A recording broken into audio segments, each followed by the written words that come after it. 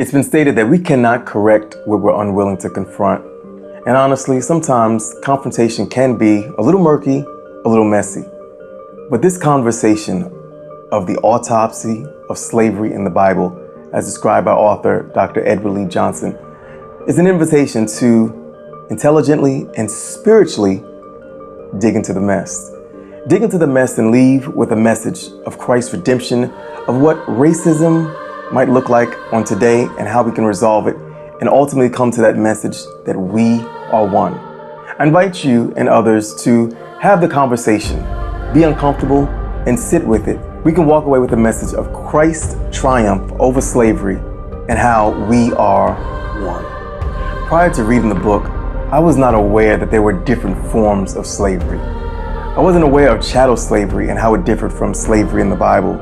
And just having that as a basis formed a whole nother perspective on how racism and how slavery has adversely impacted us. This book impacted me because now when I approach conversations around race, specifically as it pertains to slavery, I'm coming with a new knowledge base and an intelligence and understanding that will ultimately help us to heal.